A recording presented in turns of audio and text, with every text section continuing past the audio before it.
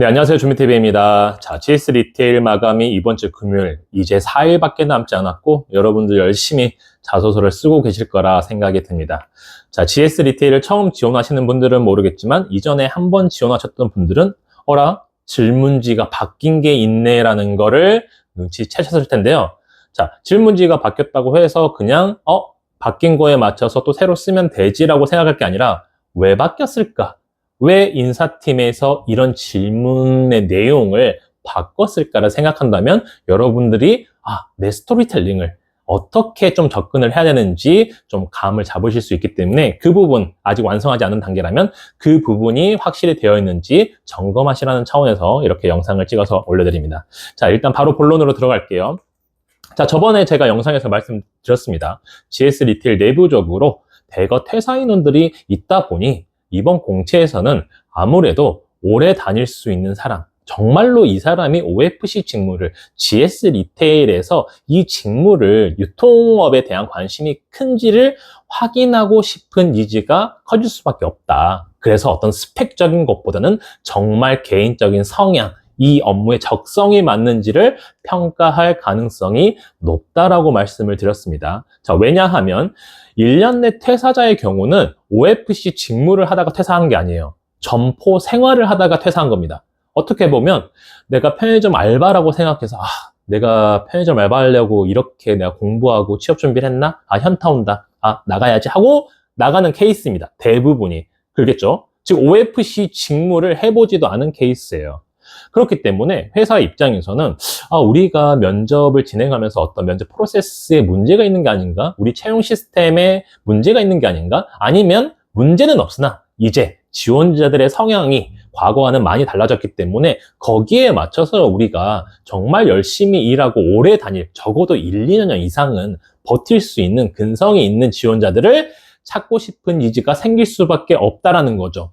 이 부분을 제가 이제 유추해서 영상을 찍어 드렸는데 자소서 항목이 바뀌었다라는 거는 그게 기정사실화 됐다라고 우리가 볼 수 있겠죠. 그래서 그 바뀐 항목과 또 어떻게 그 내용을 써야 되는지 오늘 간단하게 설명을 드리도록 하겠습니다. 자, 일단 모든 항목이 조금씩 말은 바뀌었어요. 그래서 1번 같은 경우에도 지원 분야를 선택한 이유와 이 직무의 본인이 적임자라고 설명할 수 있는 근거를 경험으로 바탕으로 서술하시오. 이게 이전의 질문지였다면 지금은 본인만의 특별한 경험과 역량을 바탕으로 GS 리테일과 함께 성장하고 싶은 이유에 대해서, 즉 여러분들의 지원 동기를 물어보는 건 똑같습니다. 큰 차이는 없어요. 여러분들의 경험을 바탕으로 내가 왜 이런 역량을 갖고 있는지 근거를 설명하고 왜 GS 리테일에서 근무하고 싶은지. 이전에는 이제 GS 리테일이라는 말이 빠졌지만 대부분은 지원 동기를 넣을 때 그런 내용들을 썼기 때문에 사실상 내용면에서 바뀐 거는 크게 없다라고 인지를 하시면 될 것 같습니다. 자, 그리고 2번 같은 경우는 이전과 달라진 게 거의 없어요. 말이 조금 다르긴 했으나 결국 유통에서 고객 만족을 위한 서비스라든지 상품 개선, 상품 어떤 새로운 개발에 대한 어떤 아이디어를 제시하라는 거기 때문에 이전과 똑같이 여러분들의 아이디어에 대해서 기술을 하시면 될 것 같습니다. 자, 3번 같은 경우는 약간 바뀐 게 뭐냐면 이전에 데이터를 활용해서 신속한 의사결정을 한 경험을 쓰라고 했다면 이번에는 좀 더 세부적인 내용이 추가됐습니다. 자, 데이터와 디지털 역량, 가로해서 AI와 자동화, 그리고 분석이라고 들어가 있어요. 자, 기존에는 우리가 데이터 분석이라고 어떤 키워드를 가지고 말을 했다면 이번에는 좀 더 세부적으로 이젠 AI를 얼마나 또 잘 활용하는지도 하나의 어떤 분석 능력이 될 수도 있잖아요. 가령 예를 들어서 여러분들이 챗GPT를 비롯해서 다양한 AI 툴을 활용해서 어떤 결과값을 만들어낼 수 있는 사람이라면 어떻게 보면 지금 시대에 새로운 어떤 유통 인재라고 또 볼 수도 있는 부분이 생기겠죠. 뭔가 POP를 만들더라도 어떤 홍보를 하더라도 또 그 회사 내부적으로 여러분들이 OFC만 하는 건 아니니까, 그렇죠? 직무 이동이 되다 보니까 다양한 능력을 갖춘 인재를 뽑고 싶은 니즈가 있겠죠. 그럴 때 지금 이제 AI 시대에 이미 진입해서 다양한 그런 소스들이, 툴들이 개발되고 있기 때문에 그걸 잘 활용하는 것도 굉장히 이제 요즘 트렌드에 맞는 미래형 유통 인재라고 이제 보는 거고, 그래서 여러분들이 데이터 분석이라고 딱 퉁쳐서 예전처럼 어떤 도표나 파일들, 정리된 파일들을 기반으로 해서 이러한 결과값이 나왔으니까 이렇게 하면 되겠다의 어떤 데이터 분석 경험을 넘어서서 내가 정말 AI 툴들을 잘 활용한다 친다면 그런 부분에 대한 경험을 써도 이 항목에서는 남들과 좀 더 차별화된 내용을 쓸 수 있겠다라고 보여집니다. 그래서 내용은 어렵지 않습니다. 이전과 다르게 그런 부분이 좀 더 세부적으로 추가되었기 때문에 그 부분을 역으로 활용을 하신다면 오히려 남들과 좀 차별화된 자소서를 쓸 수 있는 또 기회가 될 수도 있을 것 같아요. 자, 그리고 4번 같은 경우에는 기여한 어떤 성과, 여러분이 뭘 기여했고 어떤 성과를 냈는지 쓰는 거는 이전과 동일하기 때문에 크게 언급을 하지는 않겠습니다. 자, 그리고 마지막 가장 크게 바뀐 겁니다. 바로 이 부분이 얘네들이 왜 자소서 항목을 바꿨는지, 아까 제가 배경이 있을 거라고 했잖아요. 그 배경이 대거 퇴사라고 하는 하나의 큰 이슈가 이유일 수 있겠다라고 확신이 들었던 게 바로 5번 항목에서라고 보시면 됩니다. 자, 왜냐면 아예 바뀌었어요. 자, 이전의 자소서 항목은, 질문은 새로운 시각으로 습관적이고 일상화된 BOE를 여러분들이 개선한 경험이 있는지를 물어봤다면, 이번에는 실패나 한계를 극복하면서 스스로 발전할 수 있었던 경험과 이를 통해서 여러분들이 얻은 교훈. 자, 완전히 다르죠. 자, 이전에는, 이제 제가 회사를 다닐 때도 그런 게 있었어요. 원비역이라든지, 차별화된 아이디어, 이런 것들을 이제 회사 자체적으로 늘 이제 직원들에게 새로운 아이디어를 내라. 여러분들이 일상생활에서 근무를 하면서, 당연히 했던 업무로 이제 인지를 하고 하면 안 되고, 그 안에서 어떤 새로운 것들을 발견하고 개선해야 된다. 이런 것들을 강조를 했고, 그런 것들이 이제 그런 이제 인지를 원하니까 자소서 항목에도 들어갔단 말이죠. 자, 그런데 이제 실패나 한계를 극복한 경험을 쓰라고 했습니다. 그래서 이를 통해서 여러분들이 무엇을 느꼈는지. 자, 이 말 뜻이 뭔가요? 대거 퇴사, 제가 말했던 내용과 연계가 되죠. 즉, 정말 근성 있고, 그래, 인생을 살다가 이 사람이 정말 어떤 실패나 한계점을 다다랐을 때 한번 크게 깨지고 본인 스스로 내가 어떤 게 잘못된 걸까? 다시 거기서 무너지는 게 아니라 다시 일어섰다면 이 사람이 일어설 수 있게 만들었던 그 원동력이 무엇이고 그 경험을 통해서 이 사람은 어떤 깨달음을 얻었을까? 이걸 보고 싶은 거죠. 즉 뭐냐? 정말 내면이 좀 강한 사람, 그냥 스펙 좋고 외부적으로 좀 멋들어진, 있어 보이는, 누구나 탐내는 그런 인재를 넘어서서 정말 이 사람의 근성 있고 좀 단단한 내구성이 강한 사람을 뽑고 싶은 거죠. 그래야 1년 내에 퇴사를 안 하고 오래 다닐 수 있을 것 같으니까. 자, 5번 항목이 이렇게 나온 이유는 이러한 배경 때문이라는 거죠. 그렇다면 여러분들이 자소서를 쓸 때에도 어떻게 써야겠어요?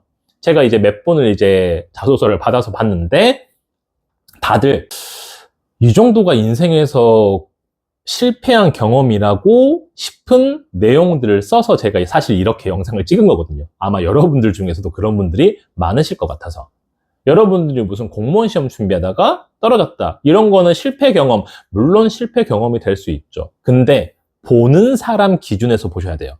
만약에 여러분들이 이게 사실 실제로 내가 공무원 시험을 막 2년, 3년 준비하다가 떨어지고 하면 멘탈 나가겠죠. 너무 힘들겠죠. 내 인생에서는. 맞아요. 내 인생에서는 너무 힘들겠지만 여러분들이 그런 사람의 인생의 얘기를 들었을 때 저 사람 너무 힘들었고 저 사람은 저렇게 시험을 열심히 준비하다 시험을 떨어졌기 때문에 그걸 이제 포기하고 새로운 어떤 직업을 찾을 때 정말 누구보다 내면이 좀 강하고 강철 멘탈 갖고 있겠다라는 생각이 드시나요? 네, 저 같은 경우는 들지는 않거든요.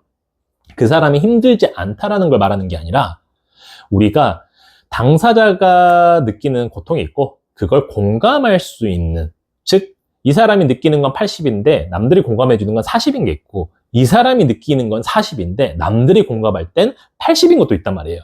자, 이 자소서 항목에서는 후자를 선택해야 됩니다. 즉 보는 사람도 이 친구는 진짜 힘들었었겠구나. 그래, 나 같아도 이런 상황은 정말 힘들었지.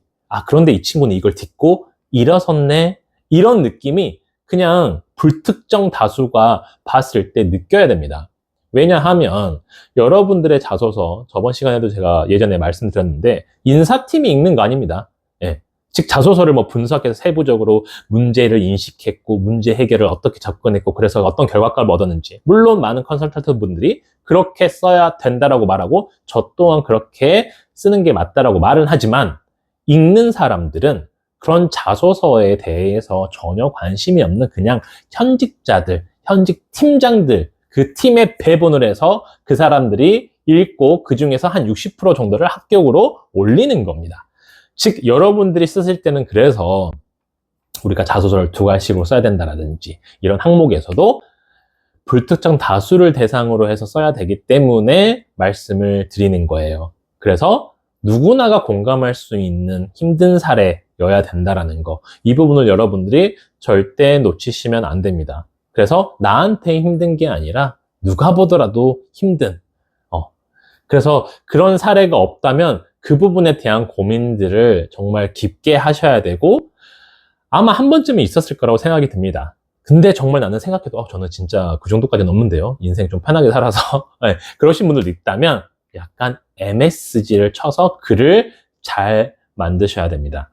적어도 이번 공채 같은 경우에는 자소서도 그렇고 면접도 그렇고 여러분들이 있어 보이는 어떤 유통용어라든지 신문 기사 다양한 정보들을 수집해서 좀 멋들어지게 면접장에서 활약하는 그런 모습을 보여주는 것보다 아, 이 친구는 정말 유통에 대해서 관심이 많고 끈기가 있고 좀 약간 힘들다고 해서 그걸 포기해보지 않고 그래, 적어도 내가 더 해보고 판단을 하자. 이 정도의 어떤 각오를 가진 사람을 뽑고자 하는 게 너무나 명확히 드러난 공채이기 때문에 그런 부분에 맞춰서 여러분들의 인생을 스토리텔링을 짠 다음에 자소서와 면접에 녹여야 됩니다. 그래서 어떻게 보면 이번 공채가 여러분들에게는 기회가 될 수도 있습니다. 열심히 자격증 준비하고 다양한 어떤 경험을 쌓은 뭐 대외 활동이 되었건 아니면 이미 다른 회사, 유통회사에서 근무를 했던 그런 경험들보다 여러분들의 의지와 성향이 더욱더 빛을 발할 수 있고 지금 현재의 면접관들에게 더 찾고자 하는 포인트가 될 수도 있기 때문에 그동안에 여러분들이 많은 스펙을 쌓지 못했을지라도 이번 기회에 한번 좋은 결과를 기대해 볼 수 있는 기회가 될 수 있습니다.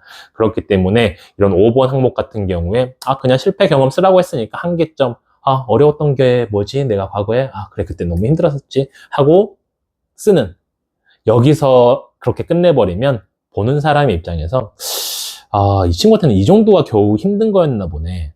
이 친구는 이 정도로 멘탈이 나갈 수도 있겠구나. 이 정도로 멘탈이 나가면 들어왔을 때 100% 나갈 것 같은데 이런 생각이 오히려 들어버릴 수도 있다는 거죠. 그래서 이번 자소서에서 5번 항목은 여러분들이 정말 신경 써서 쓰셔야 되는 부분이라는 걸 강조드리기 위해서 이렇게 영상을 찍게 됐고요. 지금 자소서 쓰시느라고 굉장히 바쁘실 텐데 혹시나 이 영상을 보셨다면 적어도 5번 항목만큼은 다시 한번 체크해서 작성하시길 바라겠습니다. 자, 그러면 여러분들 자소서 끝까지 마무리해서 좋은 결과 얻으시길 바라겠고요. 다음 시간에 또 좋은 소식 들고 찾아뵙도록 하겠습니다. 감사합니다.